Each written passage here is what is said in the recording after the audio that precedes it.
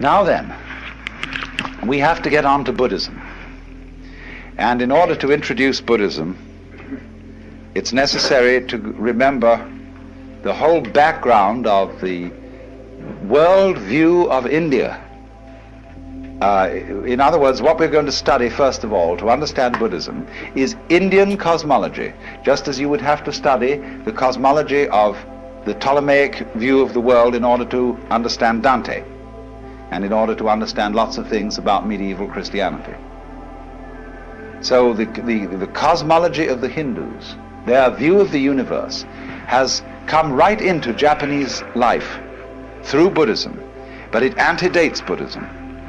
Buddhism simply adopted it as a matter of course, just as now if you invented a new religion, you would probably adopt the cosmology of modern astronomy. Well, now, how does the Hindu see the world? You know, there are really three great views of the world that human beings have had. And they go, one is the Western view of the world, which looks upon the world as a construct, an artifact, by analogy with ceramics and carpentry. Then there is the Hindu view of the world, which is dramatic, looks on it as a play. And then the Chinese view, which is organic and looks upon the world as an organism, a body.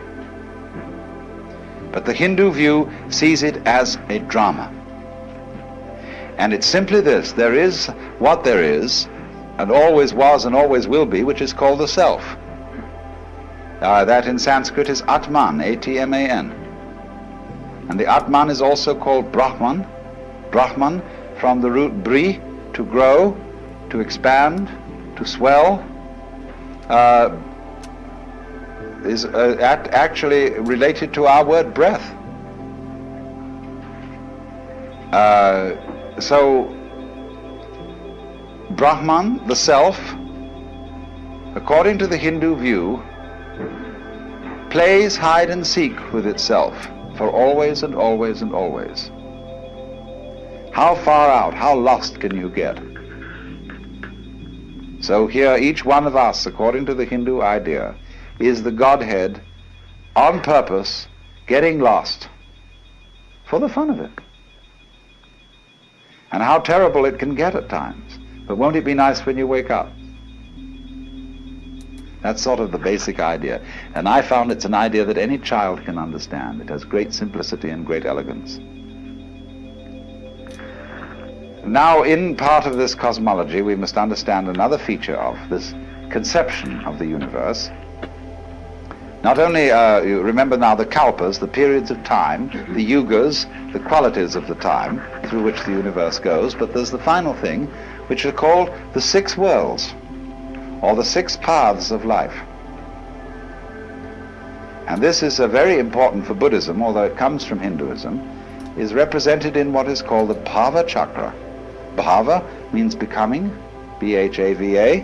Chakra, C-H-A-K-R-A, means wheel. The wheel of becoming, the wheel of birth and death. And it has six divisions. It has the top people and the bottom people. The top people are called Deva, D-E-V-A. The bottom people are called Naraka, N-A-R-A-K-A. Devas are angels, and they are the people who are the supreme spiritual successors. The Naraka are tormented in purgatory, and they are the supreme spiritual failures. They are the poles, the happiest people and the saddest people. Then in between there comes the world of the pretas, next to the Naraka, next to the purgatory. The pretas are the frustrated spirits who have tiny mouths and enormous bellies, huge appetites, but very, very limited means of satisfying it. Then next, they come between the Narakas and the Devas at the top. Next up from the pretas are the human beings. And they are supposed to hold a middle position in the six worlds. Then you go up from the human beings to the Devas, and then you start coming down again. The next world is called the Ashura, and those are the wrathful spirits. the personifications of storm and all the anger and violence of nature. Next down is animals, coming between the Ashura and the purgatories again. Now all these needn't be taken literally. They are different modalities of the human mind. We are in the Naraka world when we are frustrated and in torment. When we are merely chronically frustrated, we are in the Preta world. When we are in a state of equanimity, even-mindedness, we are in the human world. When we are deliriously happy, we are in the Deva world. When we are furious, we are in the Ashura world. And when we are dumb, we are in the animal world. So these are all modalities. And it would be said now, this is terribly important to understand Buddhism. Because the better you get, the more you go up to the Deva world. The worse you get, the more you go down to the Naraka world. But everything that goes up has to come down. So you can't improve yourself indefinitely. If you improve yourself beyond a certain limit, you simply start to get worse. Like when you make a knife too sharp, it begins to wear away. So the Buddhahood, or liberation, enlightenment, is on no place on the wheel, unless it might be the center. By ascending, by becoming better, you tie yourself to the wheel by gold chains. By retrogressing and becoming worse, you tie yourself to the wheel with iron chains. But the Buddha is one who gets rid of the chains altogether. And so this will explain why Buddhism, unlike Judaism and unlike Christianity, is not very, very frantically concerned with being good. It is concerned with being wise. It is concerned with being compassionate. It's a little different from being good. With having tremendous sympathy and understanding and respect for all the ignorant people who don't know that they're it, but who are playing the very far-out game of being you and I. And so this is why every Hindu greets his brother not by shaking hands, but by putting his hands together and bowing. This is why the Japanese bow to each other, basically.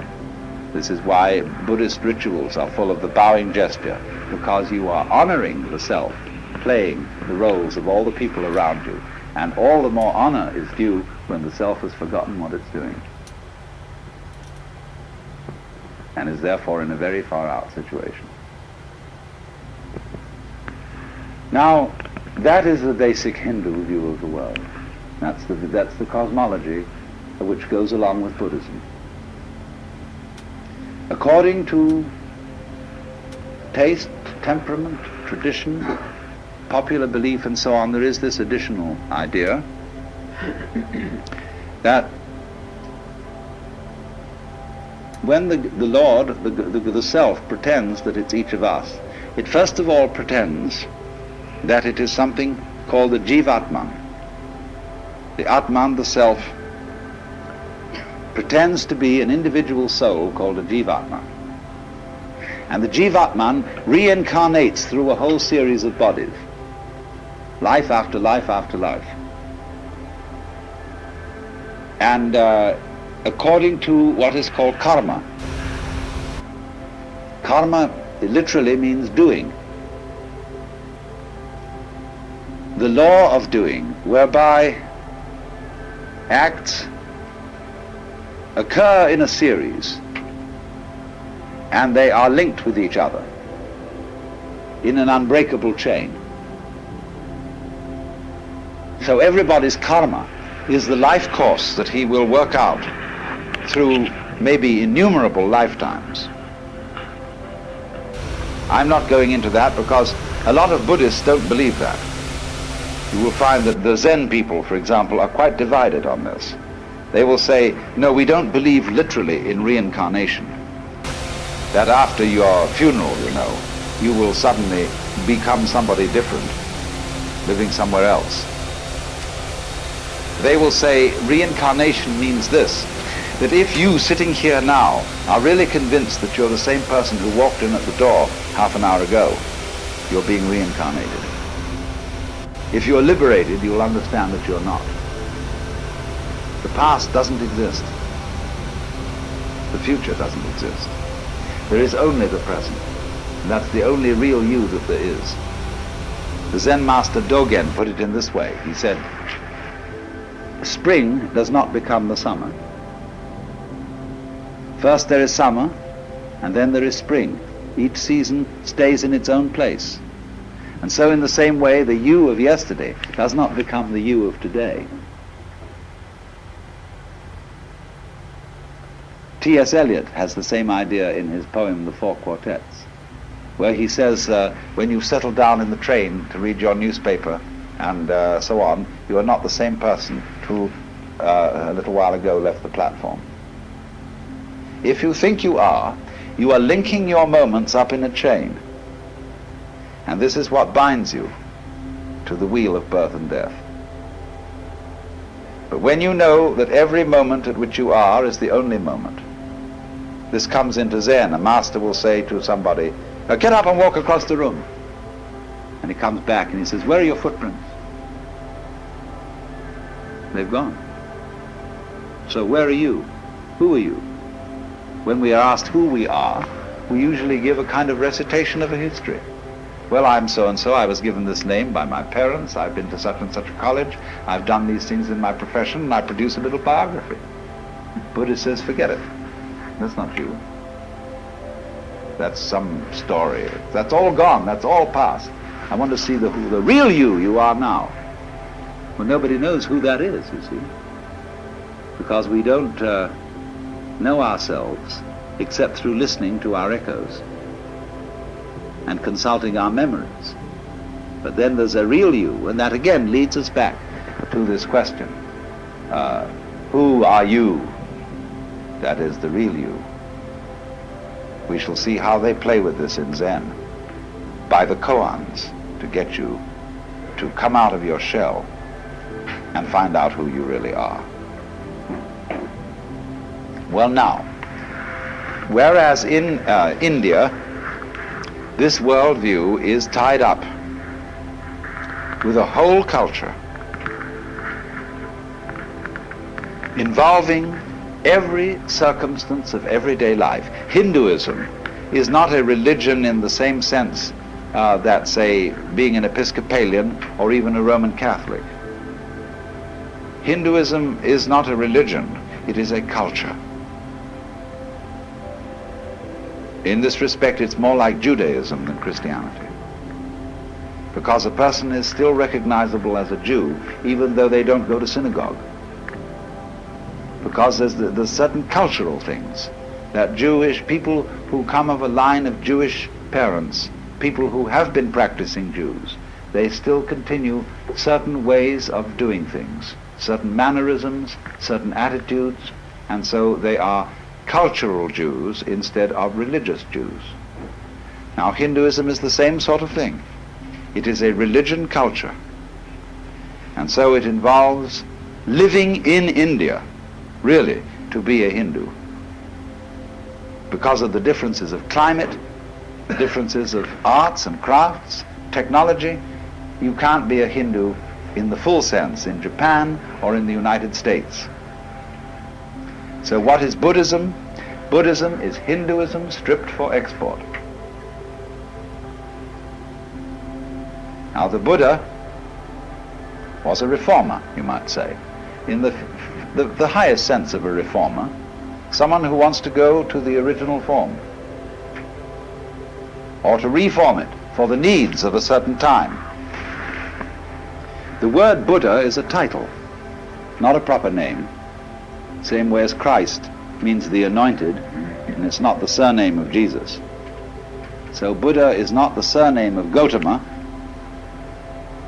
It means the one who is awakened, from the root in Sanskrit Budh, B-U-D-H, to know. The man who woke up, who discovered who he really was. Now the thing that wherein the crucial point wherein Buddhism differs from Hinduism is it doesn't say who you are. It has no idea, no concept, and I emphasize the word idea and concept. It has no idea and no concept of God. Because Buddhism is not interested in concepts, it's interested in direct experience, and direct experience only. So from the Buddhist standpoint, all concepts are wrong. Just in the same way that nothing is really what you say it is. Is this a stool? It isn't now, it's a wastebasket.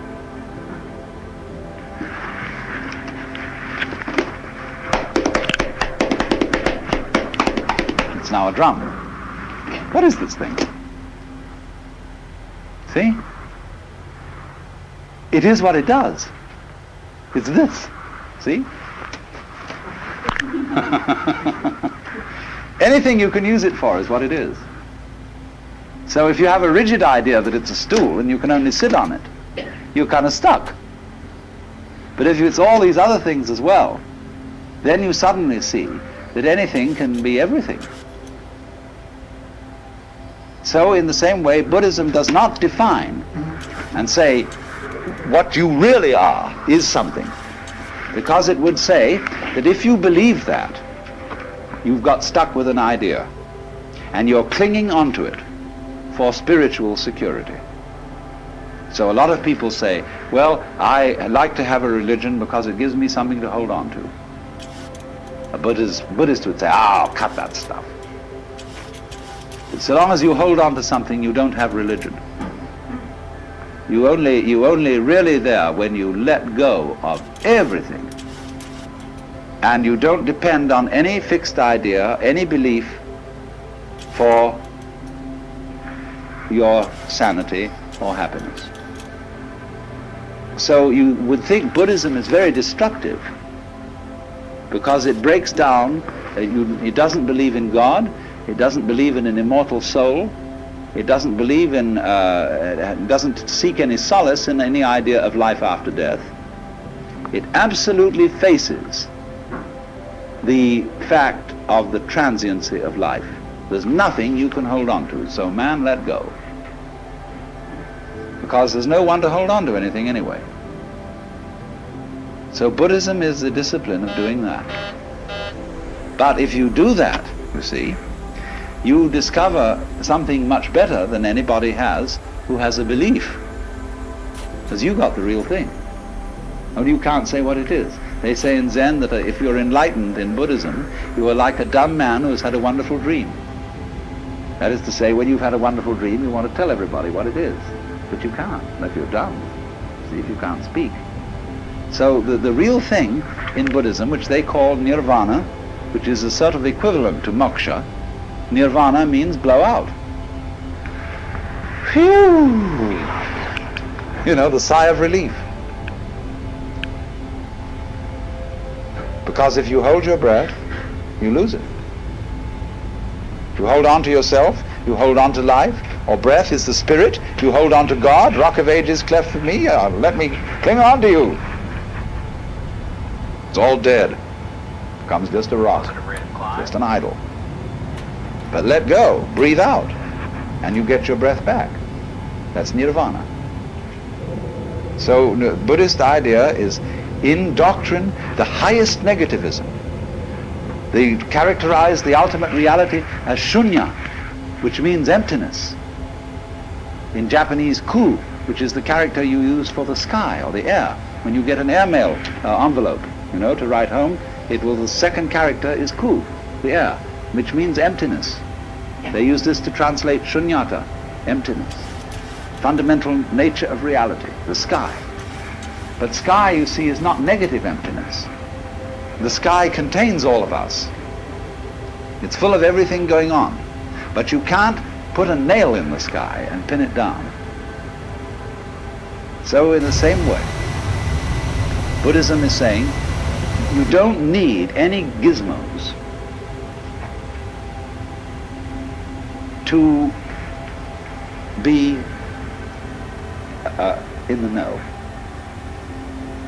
You don't need a religion. You don't need any, even Buddha statues. You don't need any temples. You don't need any Buddhist bondieuserie, rosaries, and all that jazz. But when you get to the point that you know you don't need any of those things, that you don't need a religion at all, then it's fun to have one. Then, as it were, you can be trusted to use rosaries and ring bells and clappers and chant sutras, you see. But those things won't help you a bit. They'll just tie you up in knots if you use them as methods of catching hold of something.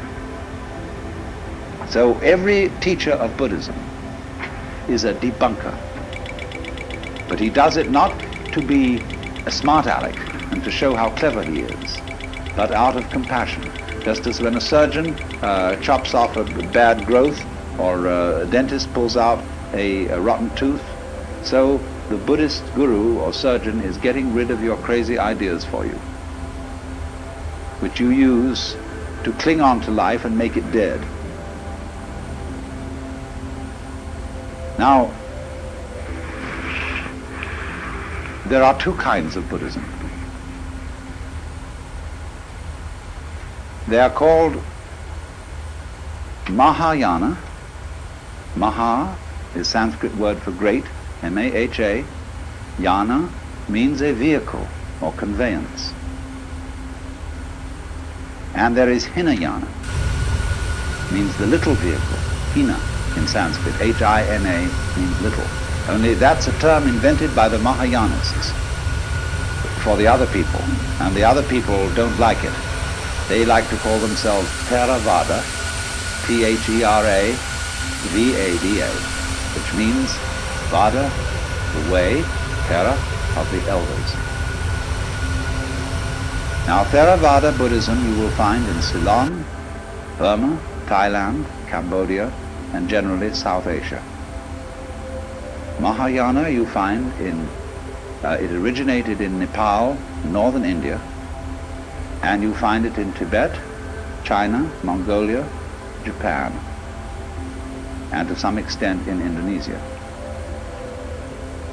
The Mahayana is what we are finding here. All the sects of Japanese Buddhism are Mahayana. Now, what's the great difference between these two schools? The Theravada is very strict. It's a way for monks, essentially, rather than laymen.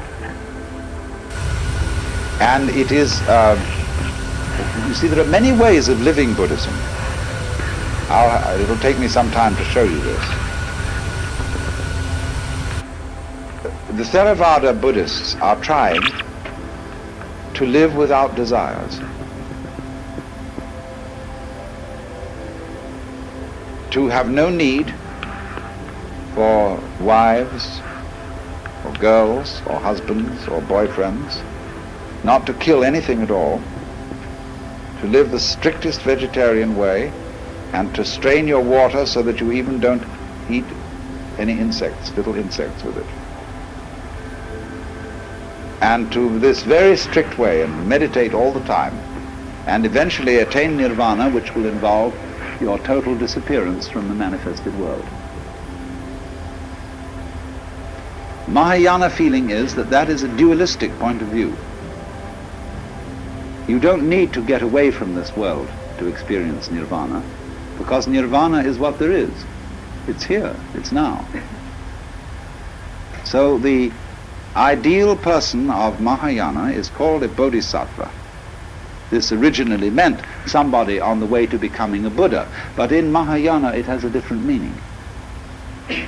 It means somebody who has become a Buddha, but has gone back into the world, in the spirit of compassion, to help all other beings to become awakened. Well, now that's an endless task. It's like filling a well with snow, you know. Put snow into a well and never fills up. So when at the Zen monastery, they've said their homage to the Buddha, the Dharma, that's say the Buddha's doctrine or method, and the Sangha, the order of followers of the Buddha, then they take 5 vows. And one of them is, however innumerable sentient beings are, I vow to liberate them all. Well, so you see there's no end to that. Never comes a time when all sentient beings are liberated. But actually, from the standpoint of one who is a Buddha, he sees everybody as liberated. In other words, if I were to be a Buddha, I wouldn't say, now look everybody, I'm a Buddha, and I'm more experienced than you, and I know more than you, and you owe me respect on that account. On the other hand, I would see you all as being exactly right where you are. All of you Buddhas. And even those of you who don't know it, it would be right for you not to know it at this moment.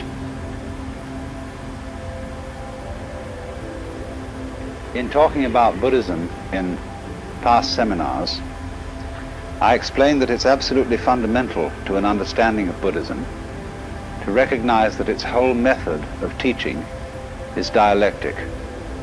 That is to say, it consists of a dialogue between a teacher and a student. And the method of this dialogue is called upaya, that is to say, skillful means used by the teacher to bring about the enlightenment of the student. The word upaya meaning expert pedagogy in teaching, but meaning deceit when used in a political context. And since Buddhism is a dialogue, what you ordinarily understand as the teachings of Buddhism are not the teachings of Buddhism. They are simply the opening gambit or the opening process of this dialogue. And the point being that Buddhism is not a teaching.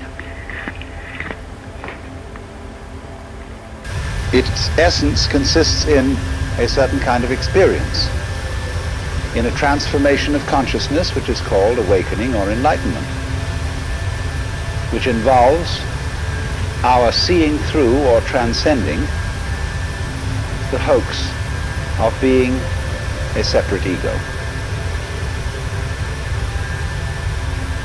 And so a Buddhist does not have the same tendency that a Christian has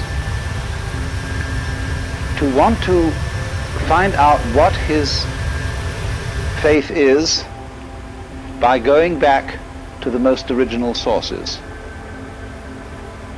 There has always been a tendency in Christianity to ask, what did Jesus really teach?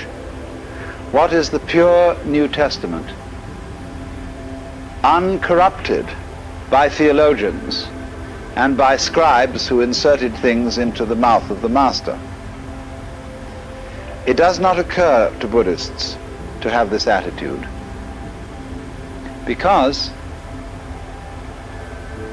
of this dialectic pattern. You see, when you have an acorn, if it's a lively acorn, it grows into an oak. And that's the way it should be. In other words, it should develop into something. And so Buddhism, as it has developed since the days of the Buddha, has gone a long way. It has become sometimes more complex, sometimes more simple. But it has changed radically because the seed which the Buddha planted was alive. Now, for example, when we ask what are the Buddhist scriptures, you can get 2 answers to that question. In the Southern School, there is a set of scriptures which are written in the Pali language, divided into 3 sections, called the Tipitaka, which means the three baskets, because these palm leaf manuscripts on which the sutras were eventually written down were of course carried around in baskets, and three baskets of these palm leaf manuscript volumes comprise the Buddhist scriptures. But you must remember that in the evolution of these scriptures, that the Buddha wrote nothing, nor did his immediate disciples. That's a very important thing to remember, that all Indian scriptures were for many centuries handed down orally. And so we have no clear guide as to their dates. Because when you hand down an oral tradition, you are not always likely to preserve certain historical landmarks. Supposing we're talking about a certain king, and the name of this king will mark a historical point. But in an oral tradition, the name of the king is likely to be changed every time the story is told to correspond to the king then reigning. So, in other words, things that do change, that have a historical rhythm, like a succession of kings, they will be changed in handing down the oral tradition. But things that do not change, that is to say, the essential principle of the doctrine, they won't be altered at all. So you must remember that the Buddhist scriptures were for some hundreds of years handed down orally before they were ever committed to writing. And that accounts for their monotonous form. That is why everything is numbered, why there are 4 noble truths, 8 steps of the Eightfold Path, 10 fetters, 5 skandhas, 4 Brahma viharas or meditation states, and so on and so on. Everything is put in numerical lists so as to be memorized easily. And so there are formulae which are constantly repeated, and this is supposed to aid the memory. Now then, it is obvious that those scriptures of the Pali Canon, when you really sit down and read them, you know that what has happened here is that partly they have a certain monotony due to mnemonic aids, but also that in the course of time before they were written down, many monks spent wet afternoons adding to them, and adding things in such a style that no inspired person could ever have said them. And they made commentaries upon commentaries upon commentaries, and lots of them had no sense of humor.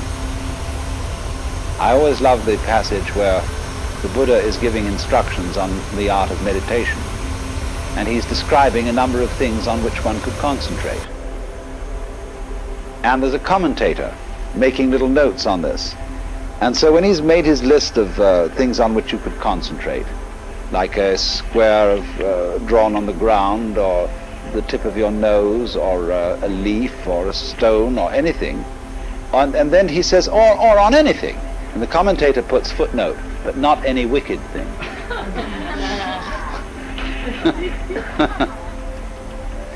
I mean, that's professional clergy for you,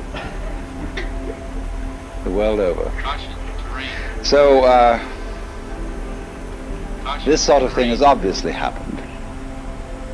But you must remember that this is not, this accumulation, this attribution of one's own writings to the Buddha is not done in a dishonest way. It would be dishonest today with our standards of literary historicity and correctness. It would be very wrong of me to forge a document and pretend that it was written by some very venerable person, say by Dr. Suzuki or by Goethe. But centuries ago, both in the West and in the East, it was considered quite immoral to publish any book of wisdom under your own name, because you personally were not entitled to the possession of this knowledge. And that is why you always put on any book of wisdom the name of the real author, that is to say, the person who inspired you. So in this way it is highly doubtful if the book of the wisdom of Solomon, at least it's not only doubtful, but it's perfectly certain that Solomon never wrote it, but that it was attributed to Solomon because Solomon was an archetype of the wise man. So in the same way, when for centuries various Buddhist monks and scholars wrote all kinds of sutras, scriptures, and ascribed them to the Buddha, they were being properly modest. They were saying, these doctrines are not my doctrines. They are the doctrines that proceed from the Buddha in me, and therefore they should be ascribed to Buddha. And so over and above the Pali canon, there is an enormous corpus of scriptures written originally in Sanskrit and subsequently translated into Chinese and Tibetan. We have very inadequate manuscripts of the original Sanskrit, but we have very complete Chinese and Tibetan translations. And so it is primarily from Chinese and Tibetan sources that we have the Mahayana canon of the scriptures over and above the Theravada canon, which is written in the Pali language. Pali is a softened form of Sanskrit, whereas in Sanskrit one says nirvana, in Pali one says nibbana. Sanskrit says karma, Pali says kamma. Sanskrit says dharma, Pali says dhamma. It's very, very similar language, but it's softer in its speech, articulation.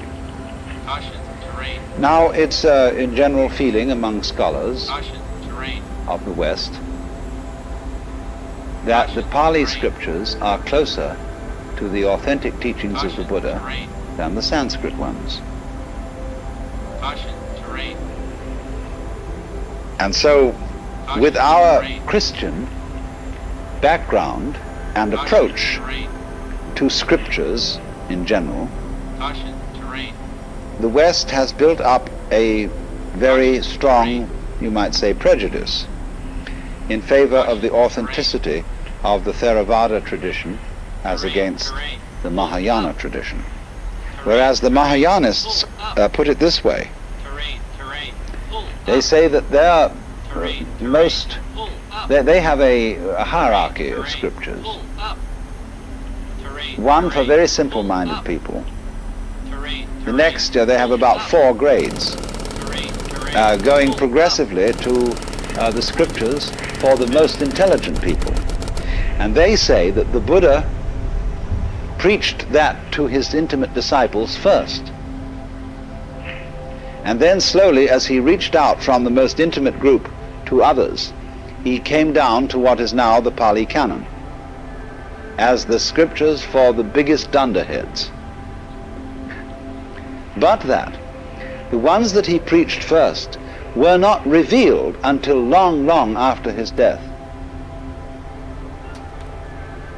So they have no difficulty in making a consistent story about the fact that the scriptures in Sanskrit represent a level of the historical evolution of Buddhist ideas that from our point of view could not possibly have been attained in the Buddha's lifetime. But you see, they say, though that the latest revealed was actually the first taught to the in-group. Well, you've got to make allowances for these differences in points of view and not entirely project Western standards of historical and documentary criticism onto Buddhist scriptures, because, as I said, it is in the essence of Buddhism to be a developing process because it is a dialogue. So then, you can see the initial steps of the dialogue in our earliest or presumed earliest records of Buddhism, in the Four Noble Truths, where you have it put out that the problem which Buddhism faces is suffering. This word dukkha, which we translate suffering, is the opposite of sukha. Sukha means what is sweet and delightful. Dukkha means the opposite, what is bitter and frustrating. And Mahayanists will explain that the Buddha always taught by a dialectical method. That is to say, when people were trying to make the goal of life the pursuit of sukha, that is to say, the pursuit of happiness, he counteracted this wrong view by teaching that life is essentially miserable. When people thought, for example, that there is a permanent and eternal self in each one of us and clung to that self, the Buddha, in order to counteract this one-sided view, taught the other extreme doctrine that there is no fixed self in us, no ego. But a Mahayanist would always say, the truth is the middle way. Neither sukha nor dukkha, neither atman nor anatman, self nor non-self. The whole point is like this. Once when R.H. Blythe was asked by some students, do you believe in God? He answered, if you do, I don't. If you don't, I do. And so in much the same way, all Buddhist pedagogics, teaching, is specifically addressed not to people in general, but to the individual who brings a problem. And wherever he seems to be overemphasizing things in one way, the teacher overemphasizes in the opposite way, so as to arrive at the middle way. So then, with this emphasis on life is suffering, it's simply saying, this is the problem we're dealing with. We hurt. We human beings feel pretty unfairly treated because we are born into a world so arranged that the price that we pay for enjoying it, that is to say, for having sensitive bodies, is that these bodies are at the same time, because they are sensitive, capable of the most excruciating agonies. Isn't that a nasty trick to play on us? What are we going to do about it? This is the problem. So then when the Buddha says, the cause of suffering is desire, Trishna is our word thirst, and may perhaps be translated desire in a very general sense, or perhaps better craving, clinging, grasping, something like that. He is saying now, I'm going to make this suggestion. You suffer because you desire. Now supposing then you try not to desire, and see if by not desiring you can cease from suffering. Or you can put the same thing in another way.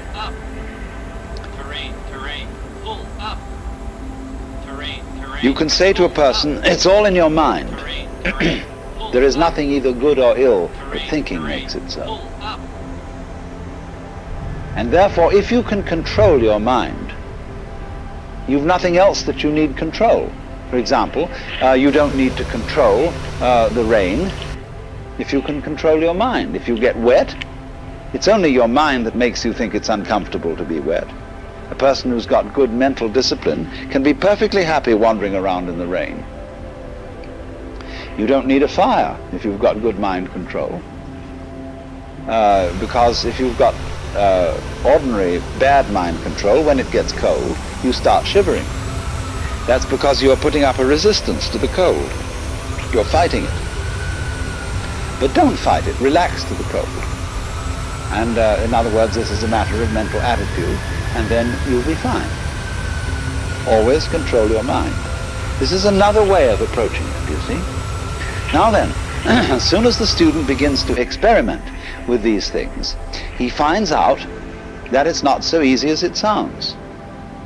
Not only is it very difficult not to desire, not only is it very difficult to control your mind, but there's something phony about the whole business.